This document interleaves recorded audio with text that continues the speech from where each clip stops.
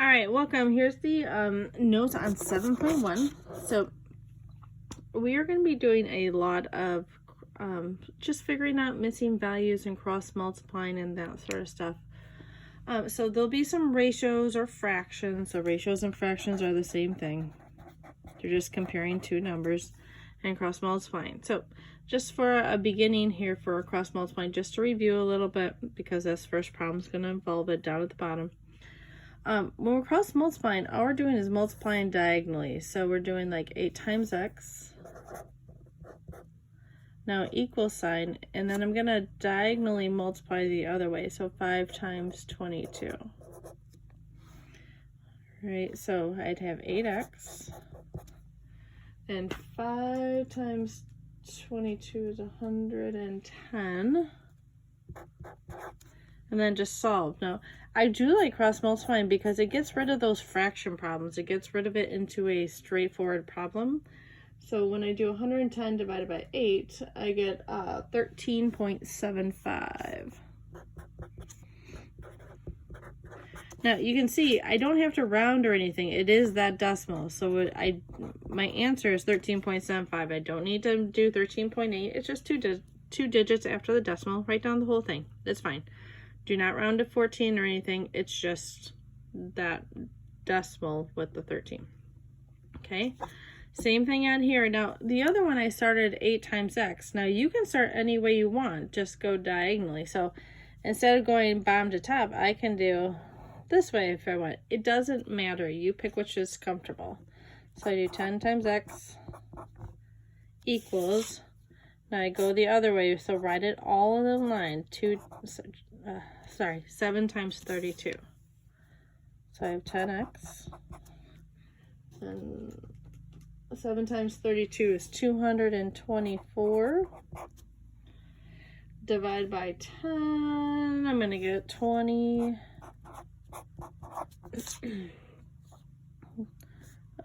X is 22.4.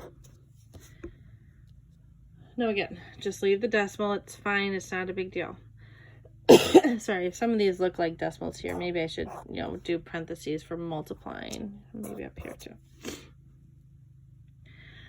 All right, so we're going to use that in a second because we're going to come back on the next problem. It says, talking about that similarity again. So I have two triangles and I have a similarity statement. So triangle MRS is similar to triangle XYW. Now, the first thing I'm asking about is angle measures. Now, angle measures don't change. You just have to figure out which ones are the same. So when I look at this, angle M and angle X have to be the same amount. So before I start filling this in, I'm going to fill in my picture so I can just visually see it. M is 47, so that means I transfer that number over to X, which actually starts filling in my triangle nicely.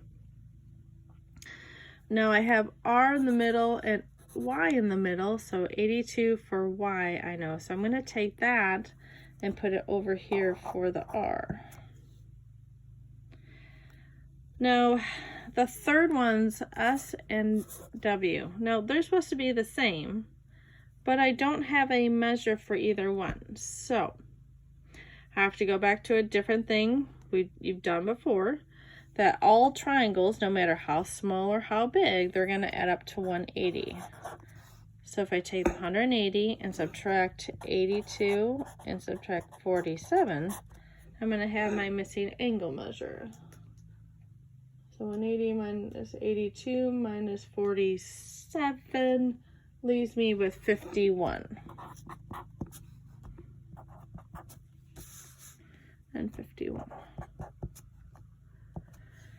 Right, so I have all the angles, so I can just fill them in here. X is 47. S is 51. R is 82. W is 51. And then I run out of angles too. So now down here, these are two sides. Now this is where that cross multiplying is going to come into being important. Now this also goes back to the similarity stuff where sorry, setting up the similarity statement is going to help us to figure out what ratios to set up. So I have MR, based on the letters, MR, first two, compares with the first two here, XY. And that's going to be in a ratio with RS, R to S, so middle and last, and middle and last, Y to W. And lastly, M to S is the order of the letters, M to S and X to Y. No, I'm sorry, X to W. All right, so I fill in numbers now. I fill in what I have. So what do I have? M to R. Nope, don't have it. I'm gonna leave it alone. Y to X. Oh, great. So I have MR, I don't know. And I have 32 for X to Y. R to S is over here at 14.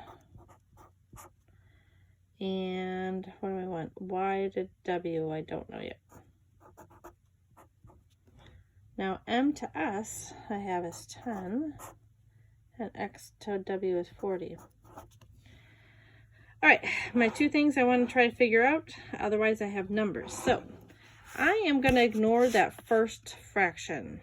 So I know I have 14 over YW equals 10 over 40. I'm going to cross multiply with these. So I'm going to cross multiply 10 times YW equals 14 times 40. All right, 14 times 40 equals 560.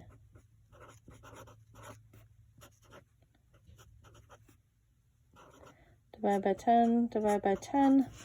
YW is equal to 56.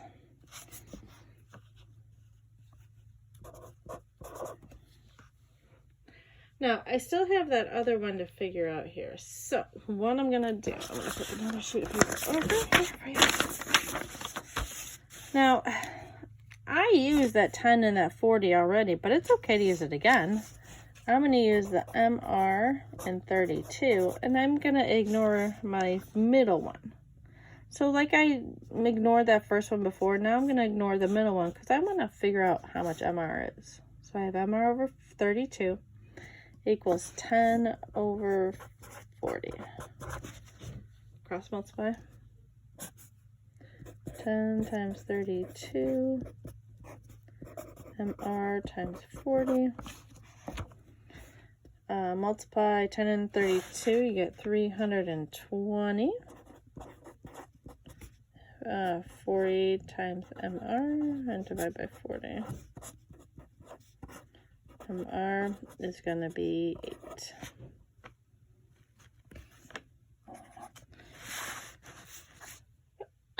All right. So one of the problems on the test is going to be going through the same kind of problem, figuring out the missing angles, figuring out the missing sides. Now, but then there's a whole bunch of other problems, just like setting up the ratios, knowing some facts, that sort of stuff. All right. So for solving ratios, Des Plaines to St. Louis is approximately 300 miles apart. On a map, so if I looked at a map, the map has the cities in the ratio of 1 centimeter to 60 miles. So when we look at maps like on our phone or paper-wise, mostly on our phone anymore, the map shows you the whole thing, but it can't show you in miles. It has to show you in a smaller amount. So this means for every 1 centimeter measured, that's actually measuring 60 miles. So how far apart on the cities on the map? So when you start seeing a problem like this, 1 centimeter colon 60 miles, this means I can set up my first fraction. I have 1 centimeter and 60 miles. Now I'm going to make that equal. Now I have something else, some other piece of information here, 30 miles. So when you set this up, I have centimeters and miles set up here. I wrote in centimeters, I wrote in miles. In the next fraction, this 300 miles needs to go in the same spot the other miles went in. So if I put miles here on the bottom, I want to do the same thing over here and put 300 miles there.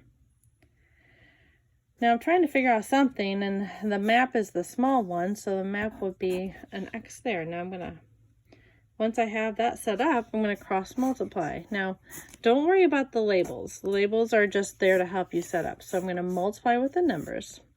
So I do 1 times 300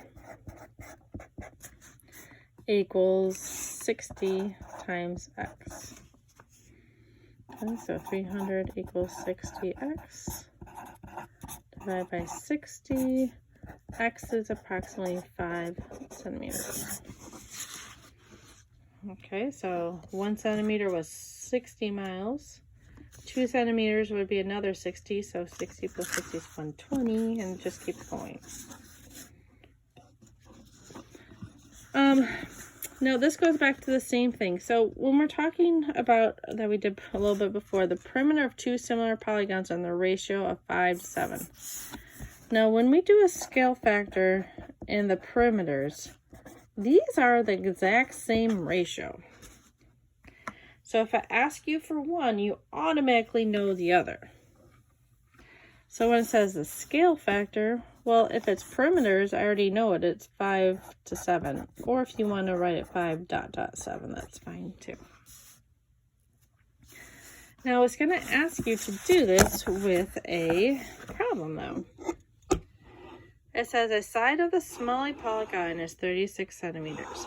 How big is the corresponding side of the larger polygon?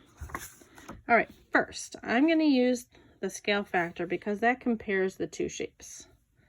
So 5 to 7. So one side is 5, let's pick a measurement, centimeters or inches, 5 inches, 7 inches. So they're measuring between two shapes. Now this is important because it says the side of the small polygon. Well, when I set up my next ratio to cross multiply, I need to think about, it says small polygon. I don't care what the number is, but the small in polygon is the side I'm focused on. So when I talk about this, it's small and here's large. So that means the next fraction has to be the small over the large. So if it says small is 36, I would put it on top. So comparing the smalls on the tops and the larger on the bottom.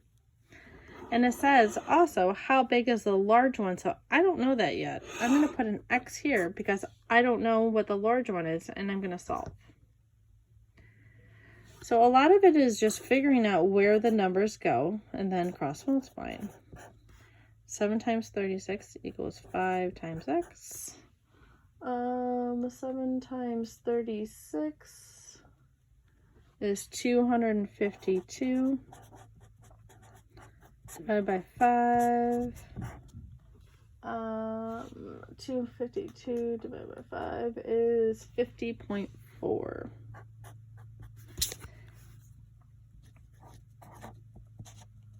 Four centimeters, sorry. Trying to balance here.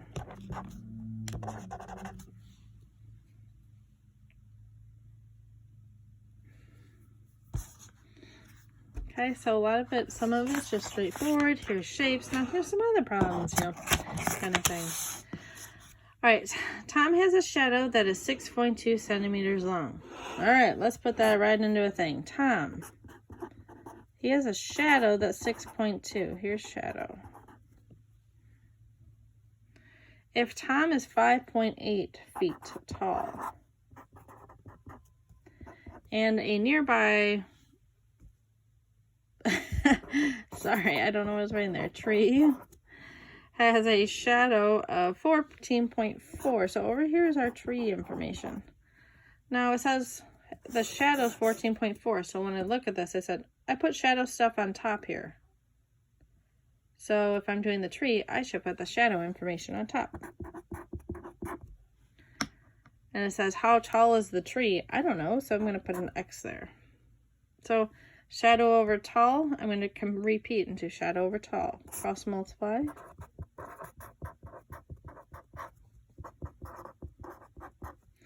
Okay, 5.8 times 14.4. That's 83.52 divided by 6.2. This one I'm going to have to round a little bit, so it's 13.47, or about 13.5 feet tall.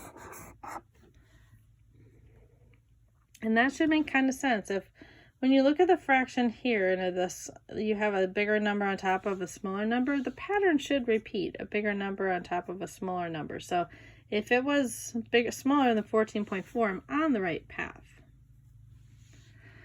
All right, a dinner, number 7, a dinner says that 12 pounds of pasta, 12 pounds feeds 14 people. How many people can be fed with 42 pounds? Okay, I put pounds over people, so repeat. Pounds over, I don't know, how many people will that feed? Again, don't worry about the labels. I'm not doing conversions and that sort of stuff. It's just to help you identify where stuff goes. So I do 12 times x equals 14 times 42. I get 588 divided by 12. I'm gonna get 49 people.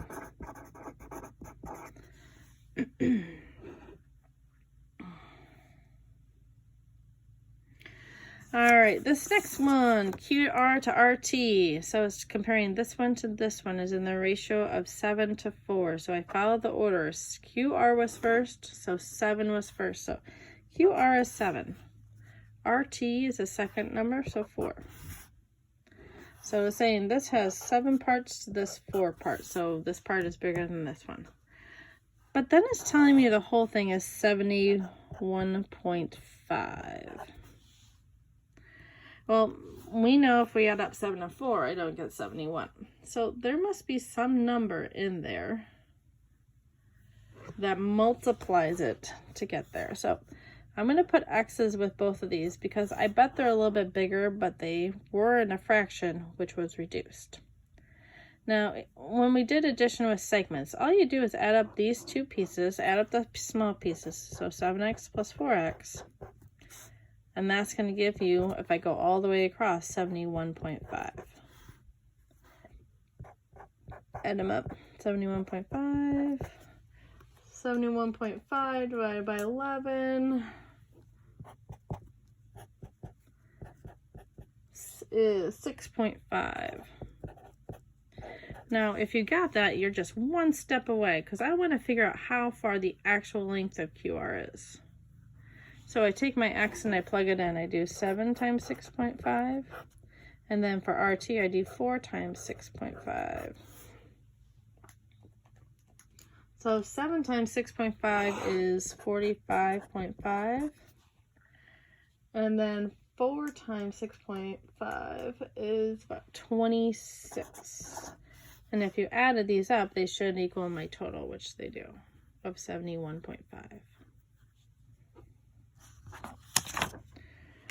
All right, these last couple pages, I'm going to make a new video for them. So